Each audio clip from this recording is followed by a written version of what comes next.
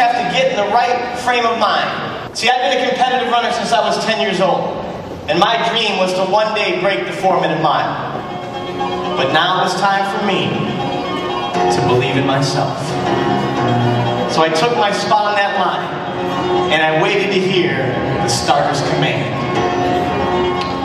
Runners, take your mark. We were off. Eddie Slowikowski is the ultimate winner. From his days as a U.S. track and field gold medalist to his current position as the country's top empowerment strategist, Eddie knows what it takes to create success in under 4 minutes. A graduate of Loyola University Chicago, Eddie was a 3-time NCAA All-American, running the mile in a time of 3 minutes 58 seconds, making him one of only 310 Americans to run a sub 4-minute mile. Eddie went on to work as a CNN reporter before starting his own business as a professional speaker almost 2 decades ago. Eddie's presentations come to life through his unique use of a state-of-the-art sound system, music, and sound effects. With Eddie's dynamic programs, participants learn how to apply the principles of elite training to their daily life. And isn't that the main premise for life, too, to get into it? Whatever it is for you, whatever gets your juices going, that creates passion and inspiration for you, find that in your life. And that's why you're here, because you have. Because you have. And that's why you're here. You've connected with something amazing in you. And the whole idea is to bring it out, like Mandela says, to share it with others. It's your gifts. That's why we have them. All of us in this room, young and old alike, we have all got ideas about who we are and what we'd like our lives to be. Call it your dreams, call it your goals, call it your vision. I don't care what word you put to it, but everybody in this room, we've all got some ideas about what we want with our lives. So what are some of those things? That's where it all begins. It all begins by you defining in your heart what kind of life you want to live and what you want to do with the gifts you've been given. That's what you need, is you need a dream, you need a goal, you need an idea, you need what my father calls a vision. My dad's boss's name was Ray, and Ray used to be a traveling salesman. I'll take you back to the year 1954. Ray had just turned 52 years old. He decided to change his life. He saw a new product come on the market called the multi-mixer. Now the multi-mixer was a milkshake machine, and Ray thought this thing was great. And he thought if he became a salesperson of this machine, he might one day reach his goal of becoming a millionaire. 6 months into it, Ray was worried he was going to lose everything because nobody was buying. Then Ray gets a call from a place out in San Bernardino, California. They order 8 multi-mixers. Ray can't believe it. He says, how many restaurants will this be for?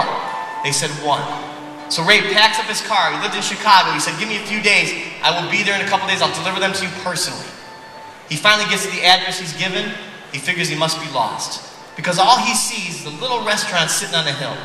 He's thinking to himself, there is no way this little place wants 8 milkshake machines. So he walks inside. He says, are you the people that ordered these? They said, yes, you must be Ray. Get those in here. We need those today. So Ray can't believe it. He sets them all up, shows them how they work. Says, you mind if I hang out here today and make sure you're all okay? They said, hey, we'd appreciate that. And they open their doors. And Ray is shocked at what he sees. This little place does the best business he's ever seen. Then Ray gets an idea. He has a vision. In his mind, in his imagination, he is able to envision this little place all over America. So he waits patiently until the business day is done. And when they finally close their doors, Ray walks up to the 2 owners of the place, 2 brothers. It's a family restaurant.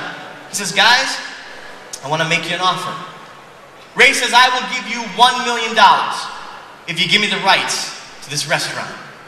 They drew up the contracts. They signed the deal.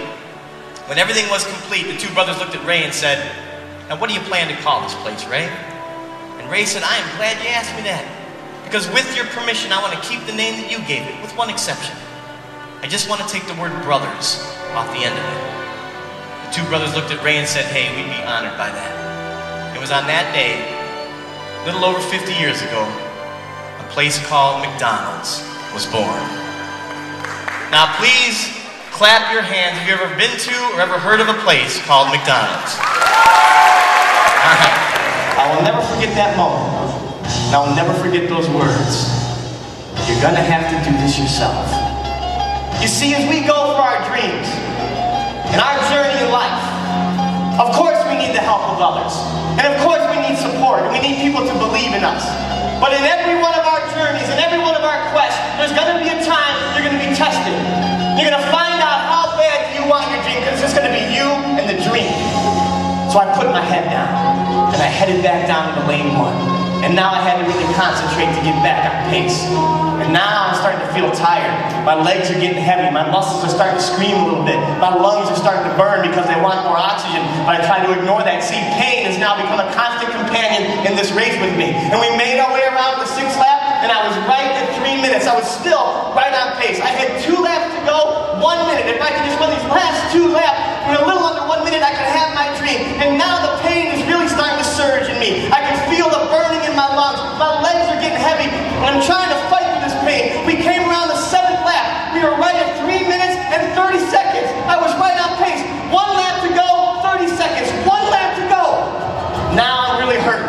And I'm thinking to myself, come on, Eddie, don't give up now. You're too close. I started to think about all the all the training I've done for all the years, all the miles, all the stuff I've been doing. I'm training, I'm running through the pain. I'm running through the pain. I'm thinking to myself, Eddie, run faster, faster, faster. There's the finish line. Get there faster. And I lean across.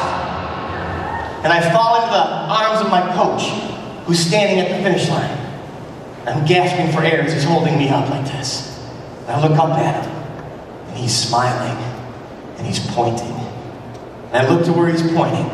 He's pointing to the clock on the side of the track, and the clock reads 3 minutes, 59.3 seconds. I broke the 4-minute line.